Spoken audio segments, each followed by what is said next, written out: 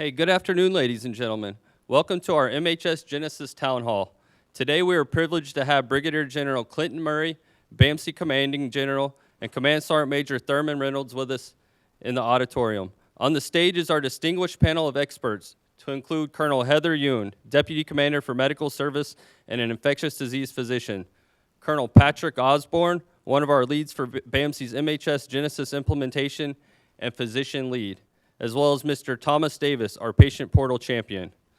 The town hall today will include opening remarks from Brigadier General Murray and Command Sergeant Major Reynolds, an MHS Genesis update, and a question and answer session. We will take questions from our audience here, as well as from our viewers on Facebook, who are invited to post questions in the comment section on Facebook.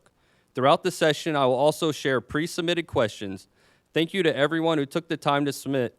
We'll do our best to share as many as we can over the next hour. Teammates, at this time, please help me welcome Brigadier General Murray and Command Sergeant Major Reynolds. Well,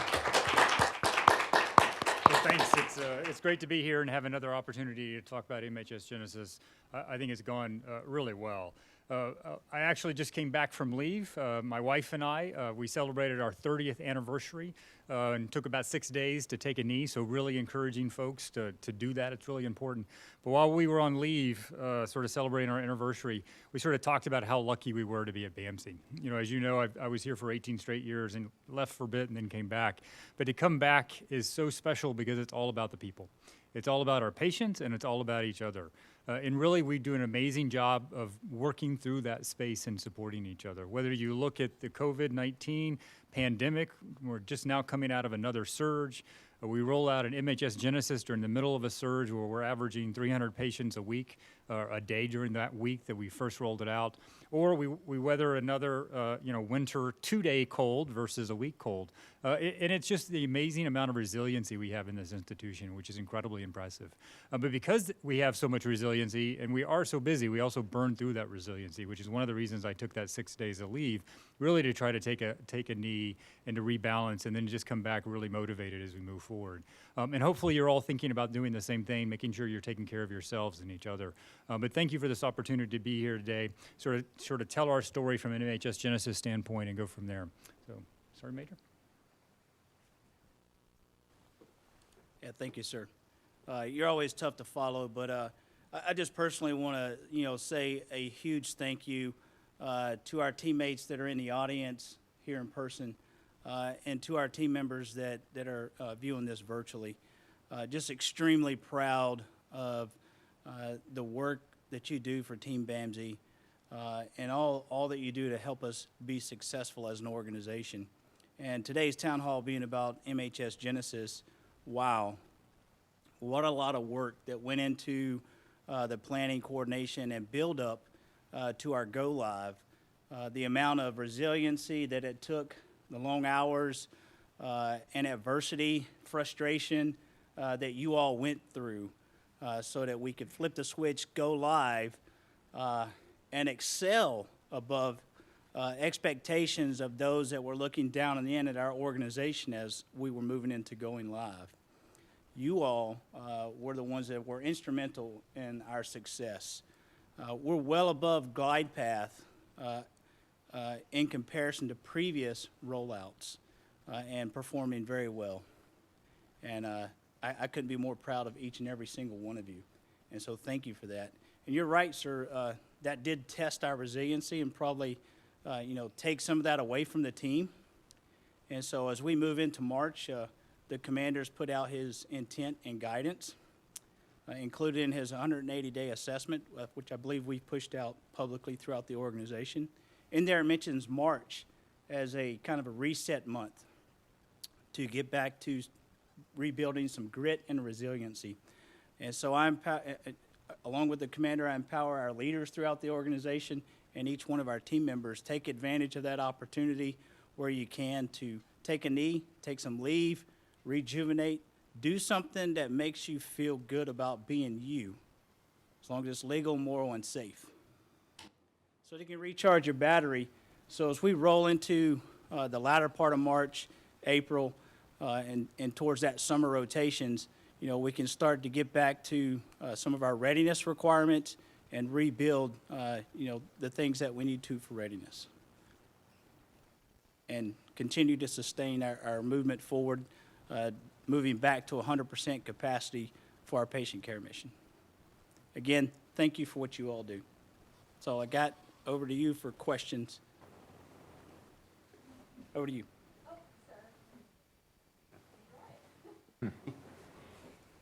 All right, thank you, sir, and Command Sergeant Major, for those remarks. Our panel is now ready to answer your questions. If you'd like to ask a question, just please raise your hand or stand up, and we'll pass the microphone to you to ask your question. So that being said, who would like to ask the first question? Hi, my name is Mark. I'm a retiree, just moved to San Antonio within the last couple of weeks, trying to set up my primary care provider and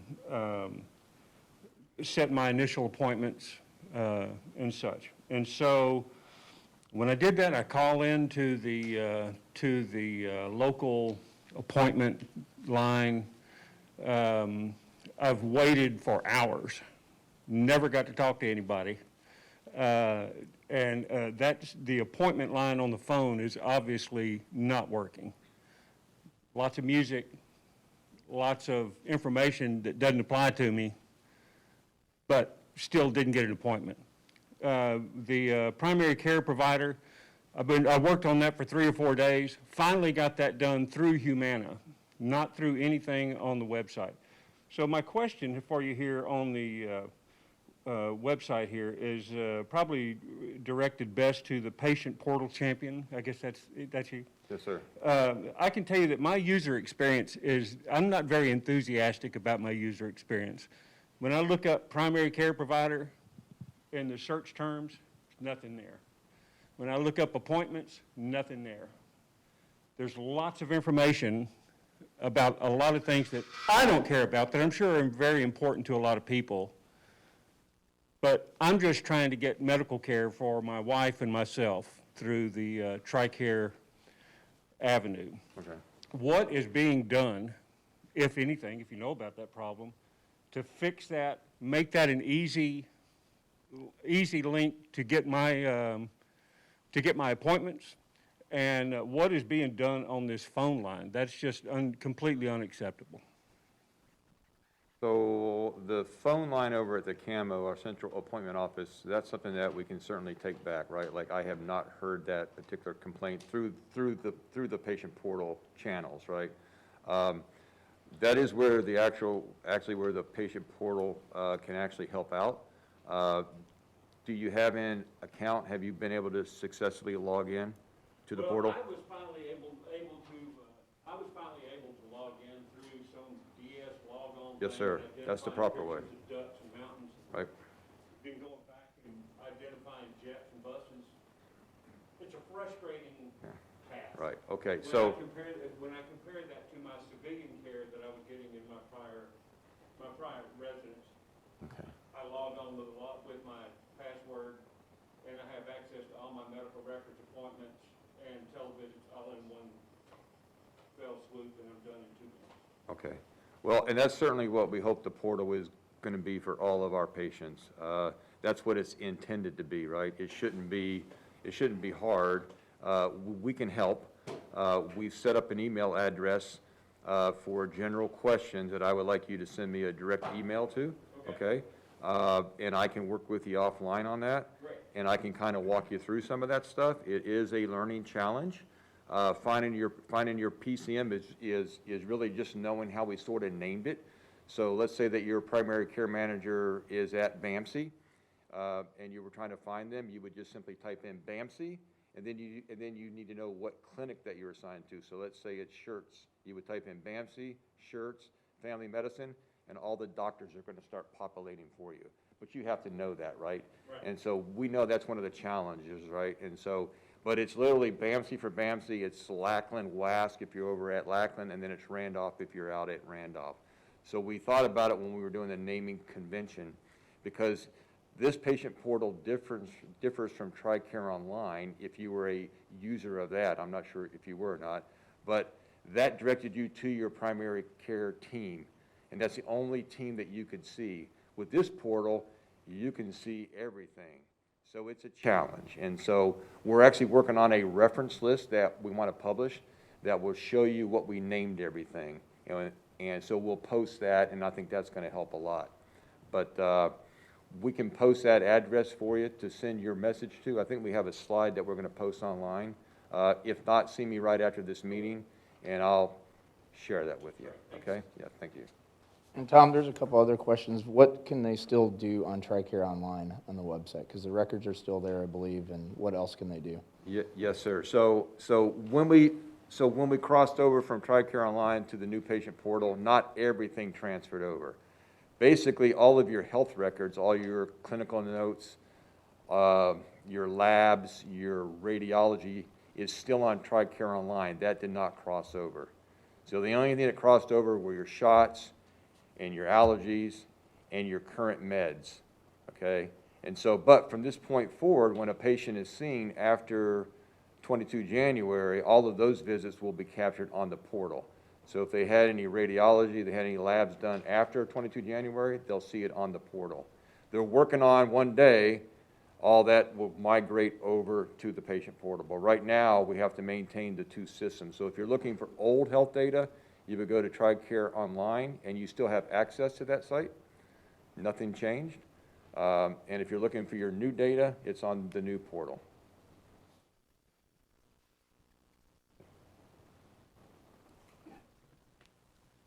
All right, does anyone else in the audience have any questions? All right, if there's no questions, we're gonna, go ahead, Elaine.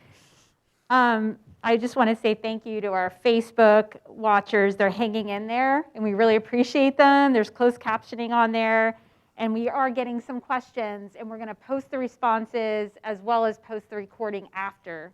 So we really appreciate everybody on Facebook that's sticking with us. Thank you. So we do have a few questions. Thank you to Sylvia for her question. She said for those that transition from active duty to retired, she's in limbo. She just found out she was moved from Moreno to another clinic. I only have a provider name and no other info.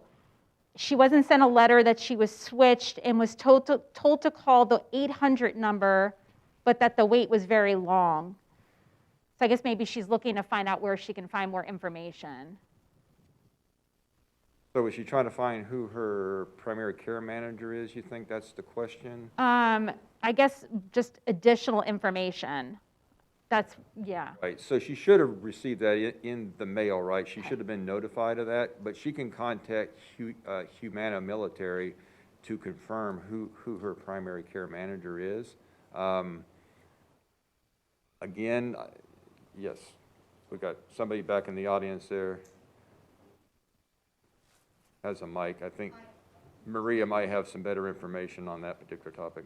Hi, this is Maria, Chief of Patient Experience. They can call our office at 916-2330 or our health benefits advisors, and we can check the demographics and let them know who the PCM and where they're located. If it's in a network, we can also, we'll let them know to call the 1-800-444-5445. In the case that they are not enrolled to BAMC and they do not like the civilian network provider, they can switch with Humana. Thank you.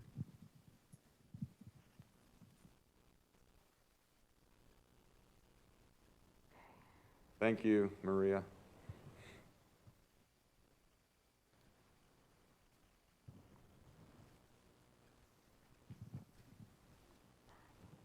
This Command Sergeant Major Reynolds, I have a question for the panel. I think it's more for clarification, but I've experienced multiple patients that have contacted me. A couple of their concerns, I passed off to our patient experience team. So if any of our patients are listening, and I know some of our staff members are patients, the patient experience team is a strong advocate for you to help you out as well. But the issue I want to bring up so that we can clarify those that are in the audience and listening is several patients are having issues with their pharmaceuticals, their medication, because that process is a little different now. It's like when the provider orders my medication to get it ready in the pharmacy where I'm going to pick it up. Before, the pharmacy would activate that medication, but now the patient to my understanding, has to activate that medication. So if someone can help explain that, I think that'll help clarify and limit some of the issues our patients are experiencing with that. Thank you. Answer part of that, but if you Yeah, go want. ahead, Tom. Okay.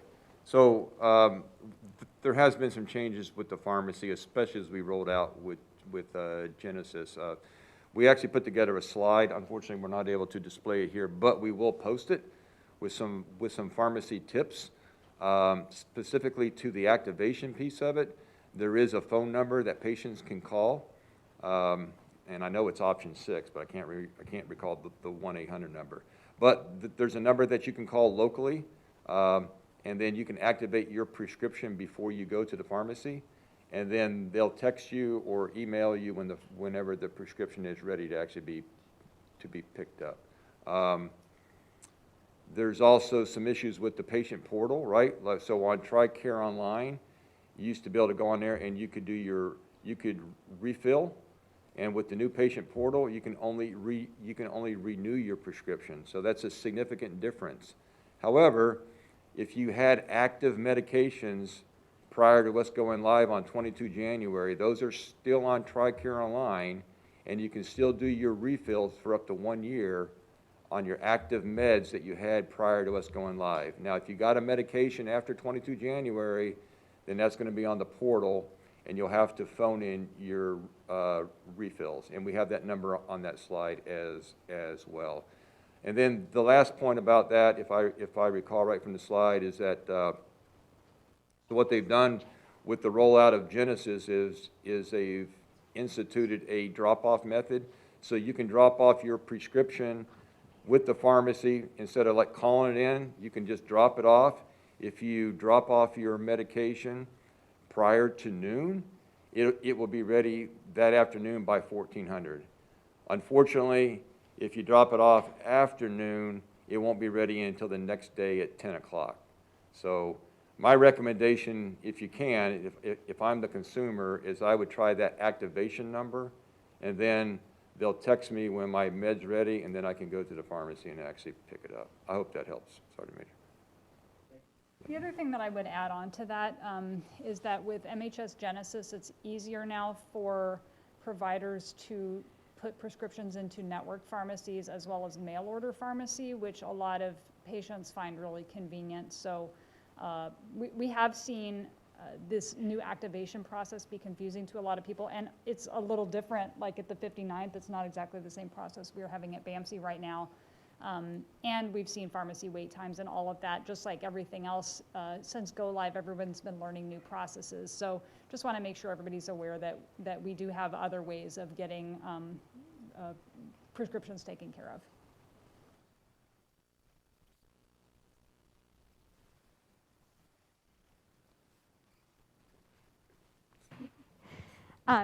The other question from Facebook, this is from John. Thank you for submitting your question.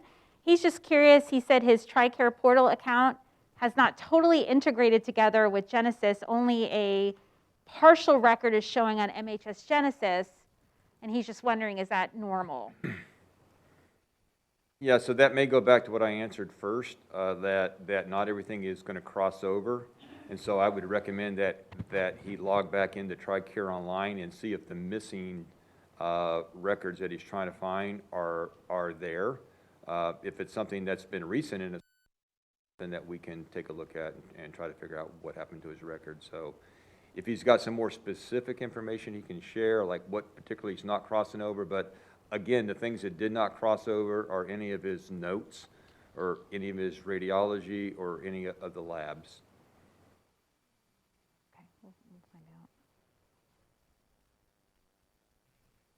All right, if we don't have any further questions, we'll move on to some of the, okay, go ahead, Elaine. Next question. We have another one from Facebook. I want to make sure I get to all these. From Cynthia, thank you, Cynthia. She'd like to know if she can get an email notification when she has a message from her provider instead of having to log into Genesis to check for an incoming message.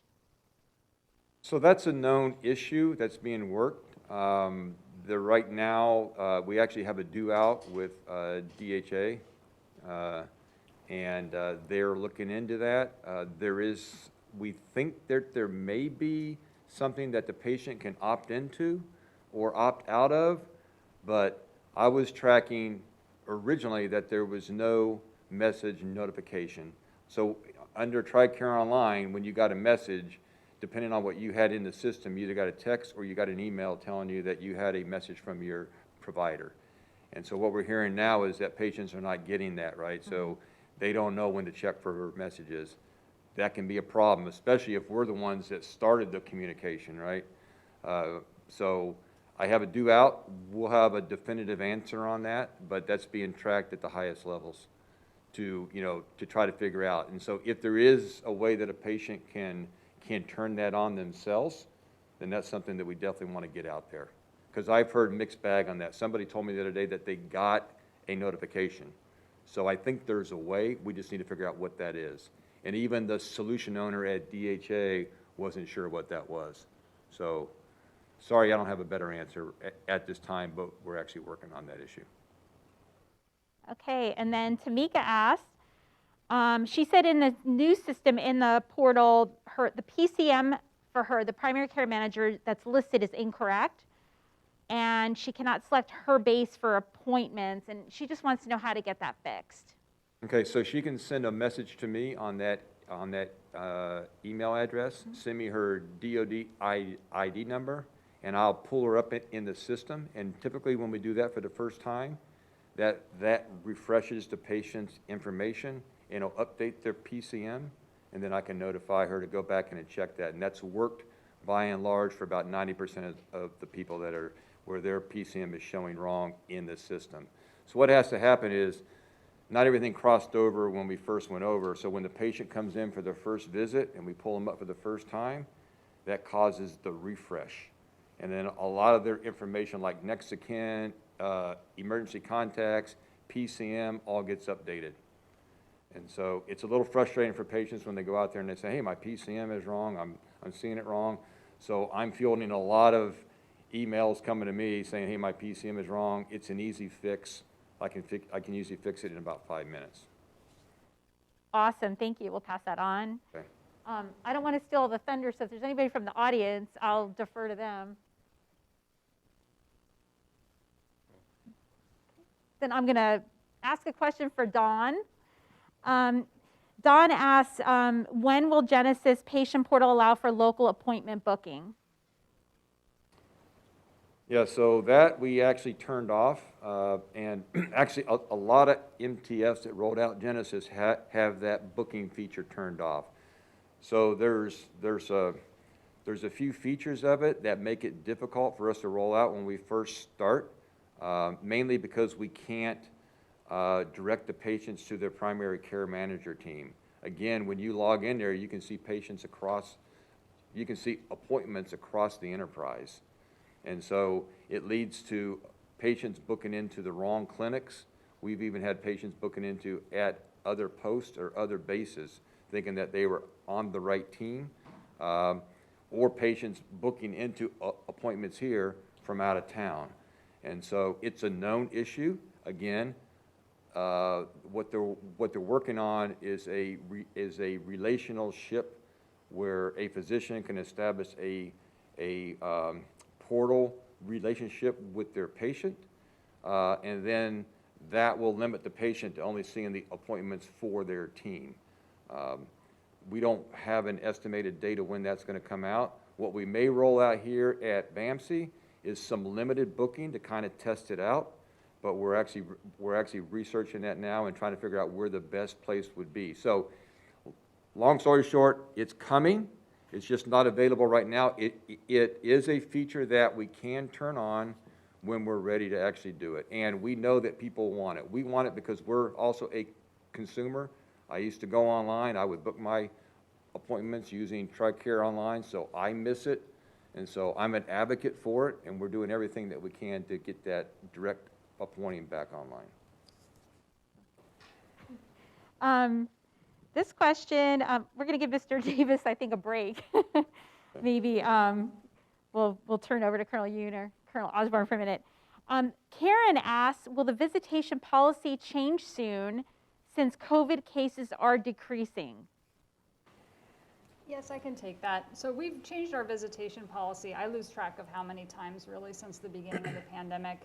And we're constantly readjusting things really based on local conditions. So I can't tell you when exactly it's going to adjust or, you know, exactly what that adjustment is going to be. But we don't sit on a visitation policy that doesn't work for our patients and our staff any longer than we have to, really, because it's hard for everyone when we have an overly restrictive visitation policy. It's hard for the patients, and it's also hard for the staff because there's a lot of things, especially on the inpatient side, that visitors can really help with. So rest assured, I can't give you an exact date. And you know, we're on the back end of this current surge, but COVID is not like gone away in San Antonio yet. We still have quite a lot of COVID and about a 25% positivity rate in the community. So we're likely dealing with sort of surge operations at least for a little bit longer, but we will adjust it as soon as we feel it's safe to do so. Thank you, ma'am. Hannah mentioned that there's a kind of a foul smell in the Deers area on the lower level. I just wanted to, I don't think that necessarily the panel would answer that, but I just wanted Hannah to know that we are taking that note, and we'll make sure that we respond back to you later, unless someone would like to address that. Okay. I'm going to pause from the Facebook questions to allow some pre-submitted questions. Thank you. All right, so we'll move on to the first pre-submitted question. So the first question we have is, can I send a secure message to my doctor at this point? Well, that would be a portal question, and so I'll take that one. Absolutely, you can send a secure message to your primary care manager. Again, it's about learning how to use the system, but simply you log into the portal. There's a big blue button up there that says Message My Provider. You click on that, and then you hit who do you want to send it to, and as I commented earlier, that's kind of the tricky part when you're new to the system, right? Like, how do I find my provider? Again, my recommendation is if your primary care manager is at BAMC, just start off by typing in BAMC space and the clinic name, and you'll start seeing it to populate, and you'll see what's in the system, okay? If you're at Lackland, it's Lackland WASC, and Randolph is Randolph. So that's how you find that. So yes, it is possible to send a message to your PCM at this time. And on the PCM side, I mean, they're getting plenty of messages. Patients are figuring this out. And even yesterday, I had a text message early in the morning from one of our staff who was looking for an appointment for an acute issue. And he had texted the primary care team. He had secure messaged them through the portal at, I think, 2 a.m. They did not get back to him at 2 a.m., but they did get back to him before noon. So we know that there's closed loop communication that's happening with that system. All right, so the next pre-submitted question is BAMC going to start using Video Connect for appointments?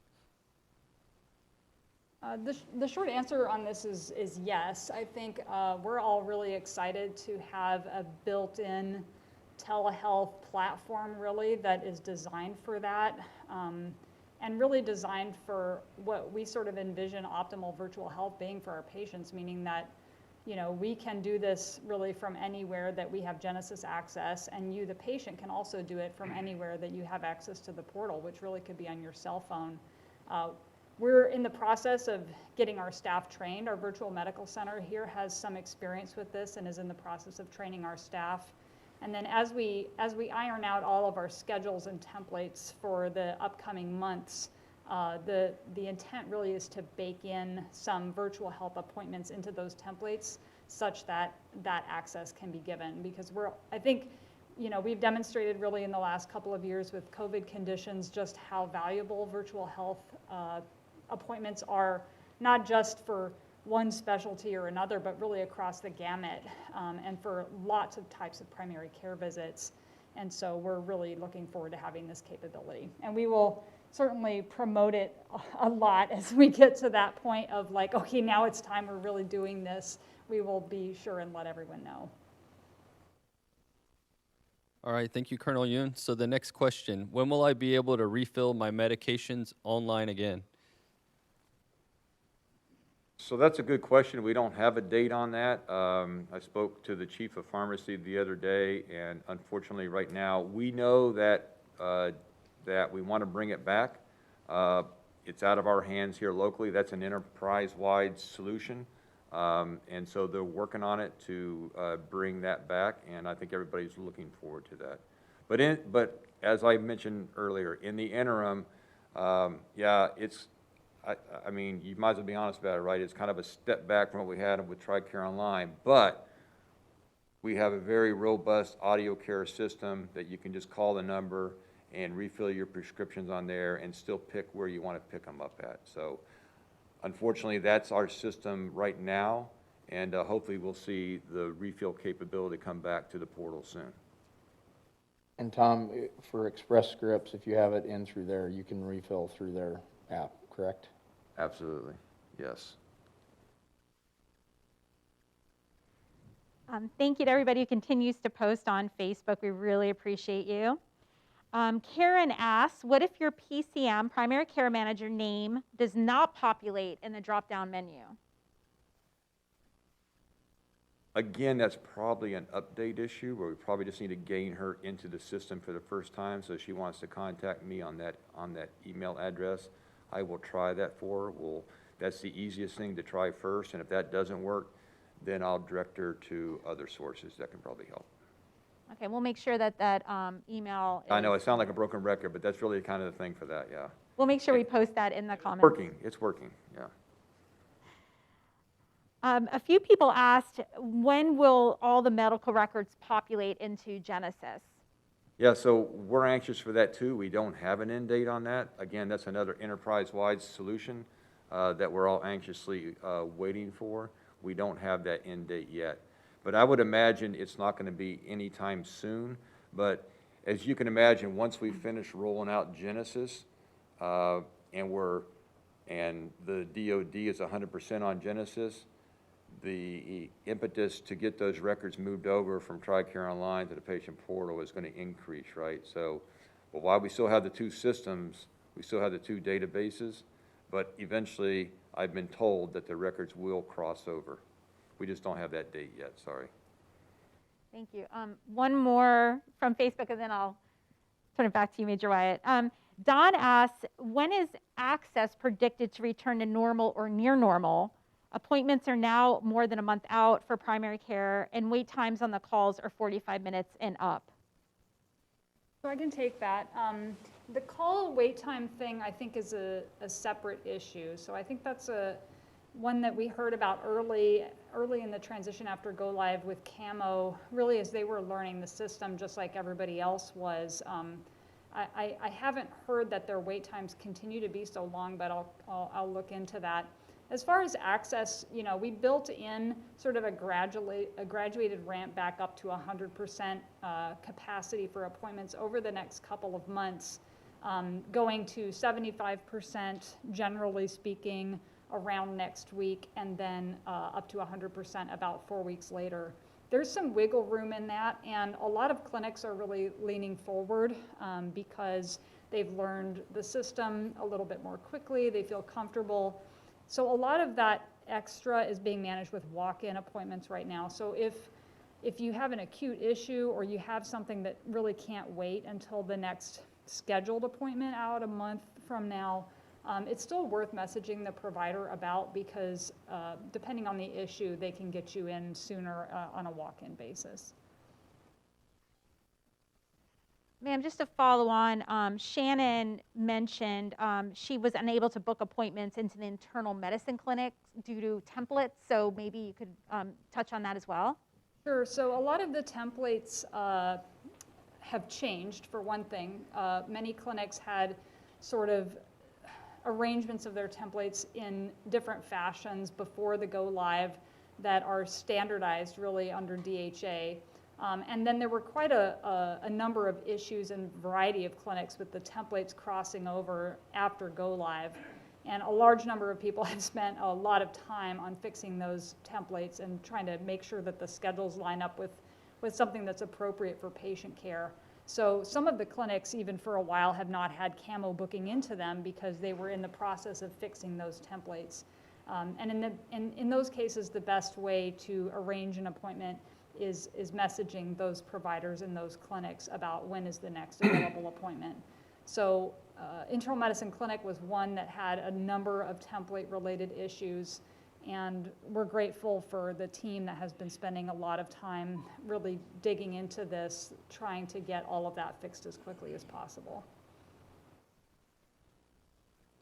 All right, we'll go back to the pre-submitted questions. So the next question for the panel is this: I am no longer able to look up patients by sponsor's social security number. These patients, most specifically our older population, they're used to leaving their sponsor social. What's the plan to address the issue so we can find those patients? So I think this is a learning issue, really. This is going to be something that takes people some time to get used to. I'm sure there was a day that not everybody knew their spouse's social security number either, but they learned it because they needed to figure that out. And it has been a learning curve. I have also seen, like, our medical records people, if somebody didn't have the DOD ID number of their dependent, someone being me yesterday in the medical mall, they were able to get after who is actually the patient using date of birth and all the other things. So there are slower ways to get to yes, but I think we can get there. We will get there. Our patients will learn. I will have a note on my iPhone next time about all the DOD ID numbers of all of my dependents so that I don't have to put the medical records people or whoever I'm checking in with through that again. All right, thank you, ma'am. So the next question is, the fact that we cannot search as we did in Relay Health means an overabundance of repeated calls to patients who previously used the portal. Now we have no way of verifying they used it at all. What is the plan to address this issue? Yeah, so this is another one of those issues that our command is aware of on an enterprise solution-wise. But so with Tricare Online, patients were more or less had an account that was enrolled to their primary care manager. With Patient Portal, literally every patient has an account. So, because I had a question the other day was, how do I know if my patient has a Patient Portal account? Every patient has an account. The question then becomes, well, are they logging into that account and are they using it? We don't have that information. And so there lies the frustration with, if I send a message again, how do I know that my patient got the message? Yeah, so, you know, right now it's going to be a patient education process for us. Just like when we rolled out Tricare Online and we were enrolling people for the very first time and explaining the whole concept of secure messaging your provider, and they're like, what? And they had to go to a website and log in and get a password, and it was Relay Health, and that transitioned into secure messaging, and you got two different places. I mean, we've been through a transformation. This is just another one of those transformations that we're going to have to go through. And there is data available that would show us some of this information. Unfortunately, with the DOD, that's not available to us at this time. That's the enterprise solution where they're looking to get this information that is available. That would give us a lot of information on the patient portal. The number of messages sent, how many messages are read, the response time. Lots of information is out there. It's available. We just have to get our hands on it. So we think it's going to get better, but for right now, it is, for our clinic staff, a little bit like, you know, diving into the dark. You send out that email and you don't know if the person on the other end got it. You know, my quick recommendation there is, not knowing that, to ask the patient to please confirm that you got the message back, right? And if you don't hear anything in 24 hours, and you have to go to the next source, which is calling the patient. So. All right, I think this next question will be for Colonel Osborne. So the question is, can we designate more staff for MHS Genesis training, sir? Yeah, so training gaps are certainly something that we're aware of as well. The resources currently are limited, and unfortunately, access to the system is not controlled here locally. It is a central function. And so it's not as easy as getting somebody into the IMD classrooms and getting them almost instant access to Centris, Alta, CHCS. And so there are multiple layers where the responsibilities for this lie. Users getting their computer-based training done, after assignment and going to the in-person training, the ILT, are critical aspects. Now, the ILT is certainly something that we're trying to expand, but again, trainers right now have to be certified by DHA and Cerner. That's a process, and I would like to build our bench in trainers, because I think we have, as we know, plenty of smart people here with increasing experience using the system, and I'm having some discussions on how we make those people certified, or ad hoc certification of them, so we can use them as trainers to increase the throughput for our training program. That will take some time. Certainly we have peer experts, and we have some at the elbow support, and certainly at the informatics committee. We look for trends in where there are some training gaps and try to direct resources to areas that need it.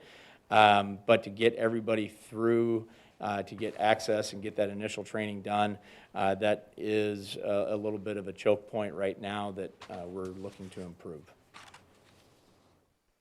All right, thank you, sir. So the next question, are COVID conditions improving in the community? Oh, we got another question. There was a question in the audience. Oh,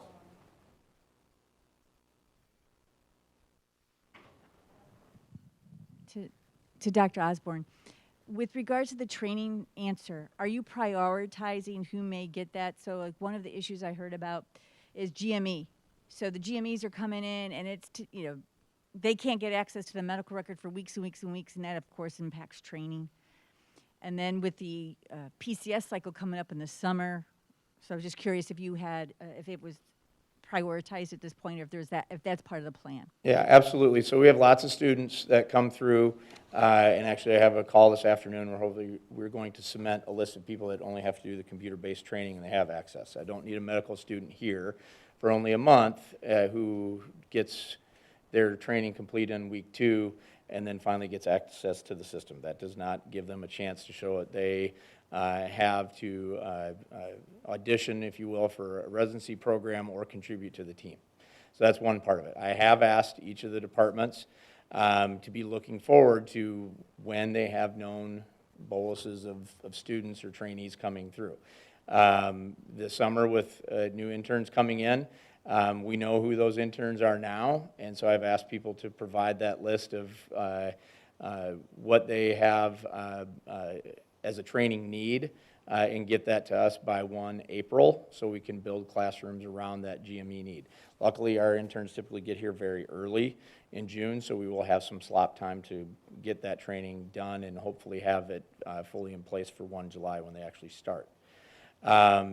Other things, there's critical care, emergency nursing courses, things like that that come through. Again, I'm going to try to get them added to the CBT only list.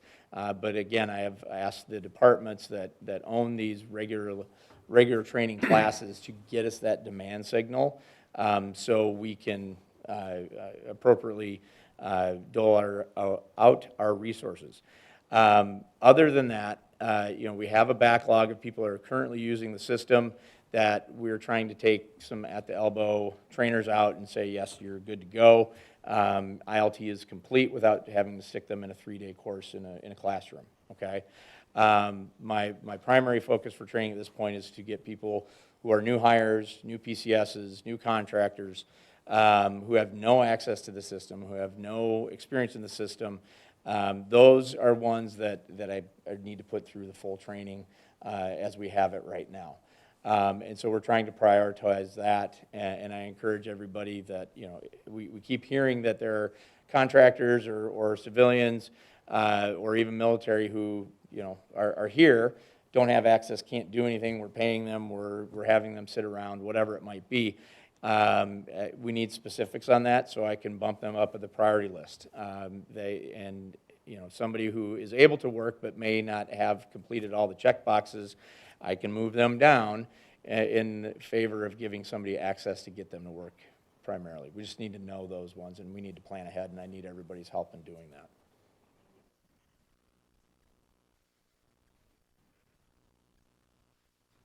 all right, I'll go ahead and ask the next question. So the next question, are COVID conditions improving in the community?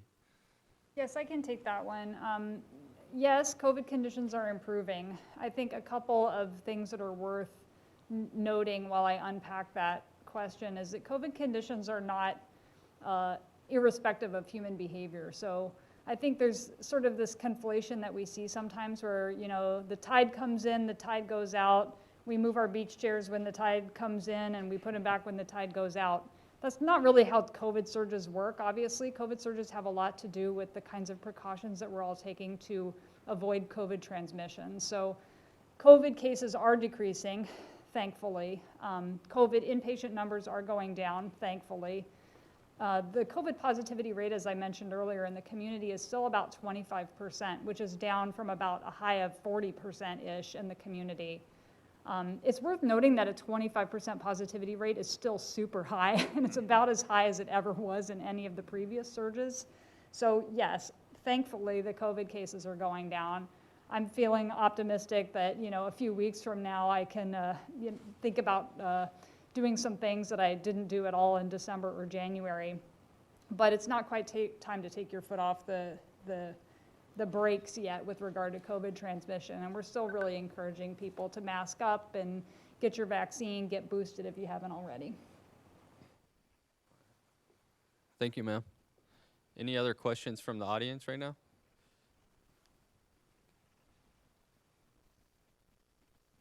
I'm Captain Anderson. I work in the ER. I'm also a super user. There's been a lot of frustrations over a lack of technical support, specifically for things like our paper printers, armband, label printers, things like that, as well as computers in our eye-access stations. It's leading to a lot of delays in patient care and a lot of patient safety issues. We're finding that we're putting in tickets and they're not being resolved in a timely fashion. So is there anything being done to address these issues? Yeah, again, this goes to limited resources and in some cases figuring out where the issue actually lies. We had some issues that were brought to my attention in the recovery room, OR recovery room, where things were not printing.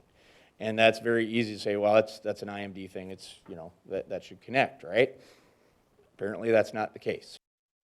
That actually is something that is managed for printer mapping and things like that through DHA and through Olympus that owns the printers. And they honestly were just not ready for the volume of issues that come with a place this size because they just haven't encountered it before. Eye-access, there is an eye-access area downstairs in IMD with signs out where we can troubleshoot some of those issues. Scanners, hopefully everybody has the QR code to recalibrate scanners. There are some things you can do in your area to handle some of these issues. And some are true IMD issues. Computers need to be re-imaged. I know a couple clinics are getting things re-imaged so that in room desktops or the VIOSC type computers can be used more easily with Genesis and print to the appropriate place.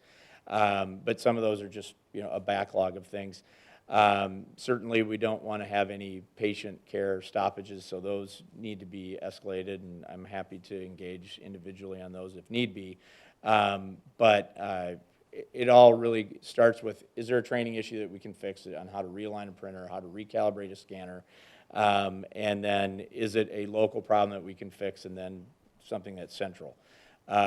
All that takes time, unfortunately, and I will just tell you, you know, the IMD crew is working exceptionally hard and trying to keep ahead on not only fixing problems, but figuring out where the problem is.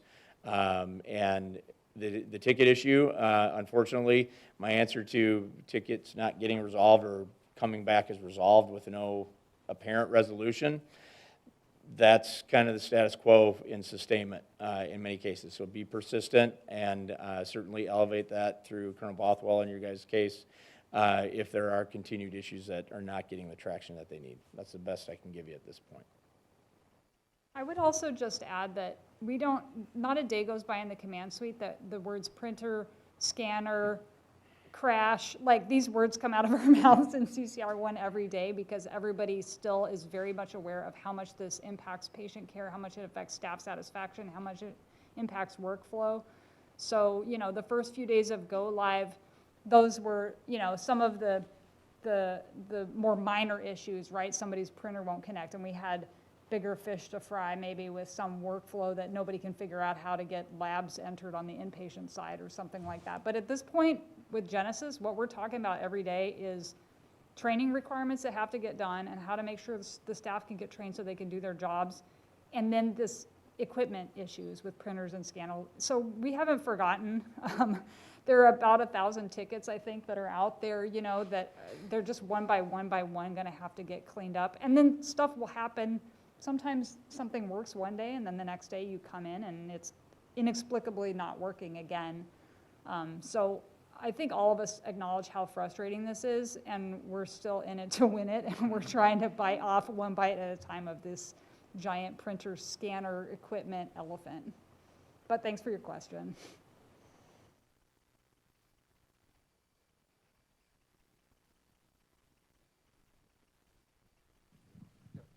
Yeah, my name is Mr. Temple, work in the patient experience office. Question I have is when the patient's information is put into MHS Genesis and is put in incorrectly, because we had a couple of these incidents, who do we contact to get that fixed, and how long does it take to get fixed? So PAD, patient administration, has a whole new importance in Genesis, and that is purely a PAD correction to be done.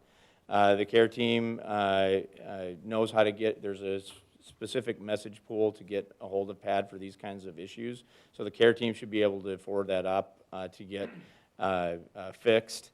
And I'm sure we can probably put out that message pool to the appropriate places as well, so they can message PAD directly and hopefully get around having to leave messages or emails that may get missed.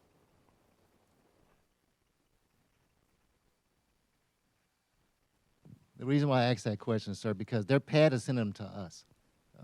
They say go to the patient experience office and they should be able to resolve your issue. It seems like they don't understand their role or how to make that change, or is there a trouble ticket that they need to place in order to get that done? Because patients keeps calling and says, when is my information going to get fixed? I don't have an answer. So I need some more specifics on that then. If it's patient identity stuff, that is a PAD function. If there's missing stuff, that might be what Tom had mentioned before on things that have not migrated over entirely. So if you can send me some of the specifics that you're talking about, I'm happy to work through it with you. Cool. All right, teammates, we're starting to run short on time, so we have time for one more question. Does anyone in the audience have a question? Yes, ma'am.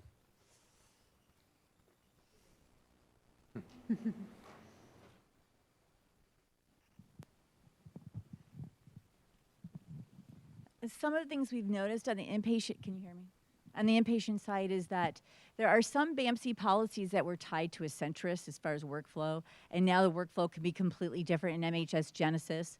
So two questions. One is, what are we supposed to do right now until the policies are gonna get updated? And then, is there a plan to update the policies, and what is that?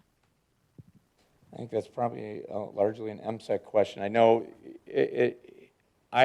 looking through those workflows pre-go live was very difficult. No context, a wire diagram, it was crazy. I think with experience now, going back and actually looking at those is incredibly important as we figure out new policies, because it's very prescriptive in how things go, and it very much isolates this person does this, et cetera, et cetera, et cetera. So if we don't want to get into a cycle of being in conflict with policy or constantly rewriting policy, I think a real look and analysis of those workflows as we do that is important, but I think largely that's going to be an MSEC function. Yeah, I agree. We actually brought this up a number of months ago because there are quite a lot of the clinical policies, as you mentioned, that are tied to the EHR, and they're written genetically, right, or generically. They say the EHR, they don't say necessarily Centris, CHCS, Alta, but because the workflows have changed entirely, the policy can't just refer to this generic EHR if the workflow has changed. So some of these we knew in advance we were going to have to address. You know, the med reconciliation policy is a great example that the whole workflow has changed within MHS Genesis, and that is one that's going to require basically a rewrite. What we needed to do, though, was live with these workflows for a minute and figure out what they actually were supposed to be in Genesis. And I think a lot of us, we're still kind of tripping over things that we didn't know 2 weeks ago. Things that we're having to do provider education on, like, no, it's not this panel that you're doing MedRec in. It says Med Reconciliation, but that's not the one. You've got to actually go to this tab to get this done. So I think we're still in discovery mode. In the meantime, we're using trainers, right? We're using the Cerner architects as like the subject matter experts on how are we really supposed to be doing things in these workflows. But there, as you mentioned, there's going to be a lot of gray space between what was the BAMC way before and what's the new BAMC way. So we're going to rely, I think, at our level a lot on that, the leaders at the tactical level to really identify what are those areas that are high risk that we need to reconcile sooner rather than later. So please, as you notice things, if you know what the workflow is supposed to look like and it's time, it's ready, let us know and we'll start working that.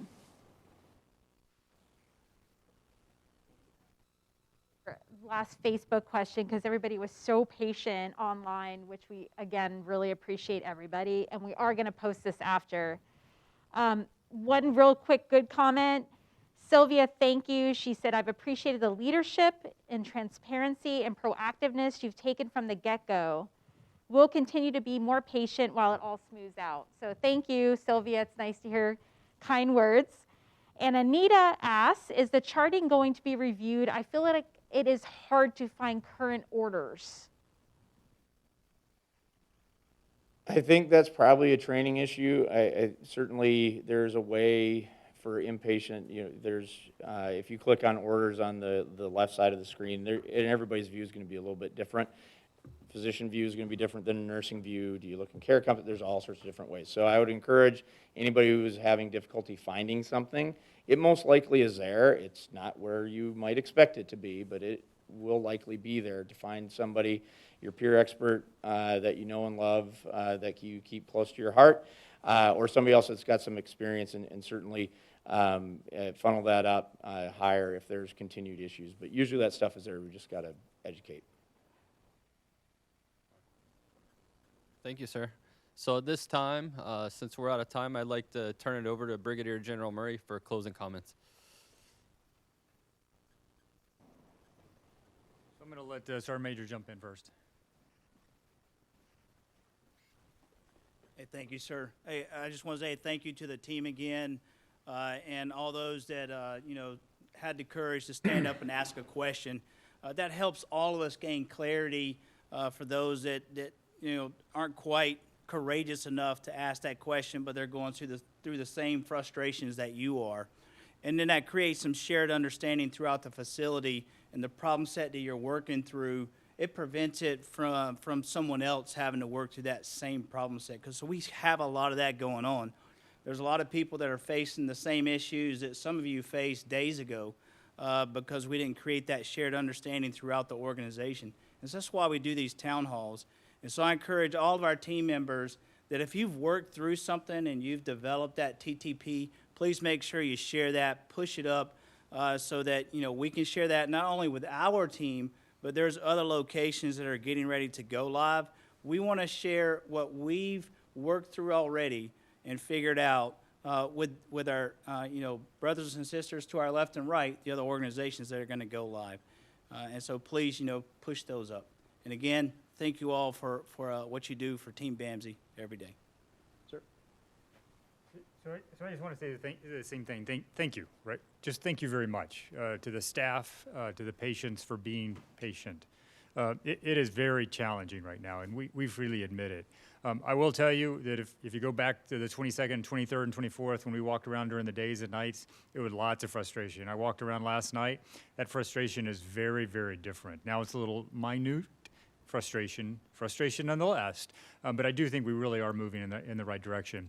And I do think there's lots of recognized issues, that there are plans to get fixed. None of us think they're on the time frame we would all like, but they are identified and we should be able to get to them. But I appreciate everyone calling in, and we will keep having these, I am sure, because there's still lots of questions and concerns. So thank you all very much. Have a great day.